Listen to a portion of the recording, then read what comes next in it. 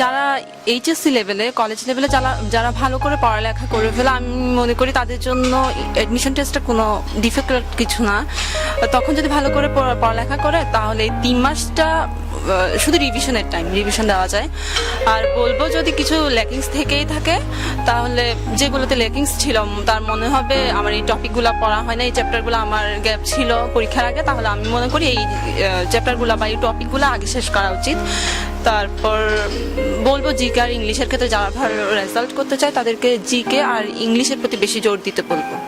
কারণ দেখা যায় কি সবাই যেগুলো টেক্সট বুক রিলেটেড যে সাবজেক্টগুলো কলেজে পড়ানো হয় আর কি, এই সাবজেক্টগুলোই সবার প্রিপারেশন সেম থাকে, মানে ওগুলো নিয়ে সবাই কমপ্লিট করতে চায়। কিন্তু জিকে আর ইংলিশের স্কিলটা ফার্স্ট ক্যাটাগরিতে নিয়ে যেতে সাহায্য করে, বিশেষ করে ভালো মেডিকেলগুলোতে চান্স পেতে সাহায্য করে।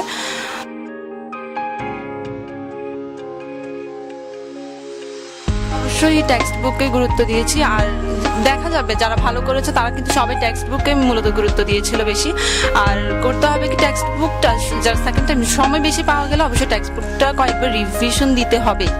আর টেক্সট বুকের বিকল্প কিছু নয়, এর সহায়ক হিসেবে অন্য কিছু দেখা যায়। গাইড এর পরের কথা, গাইড বা সালের কোয়েশ্চেন যা বলবো আমরা লেকচার শিট, ওগুলো হচ্ছে টেক্সট বুকের পরে, ফার্স্ট টেক্সট বুকে।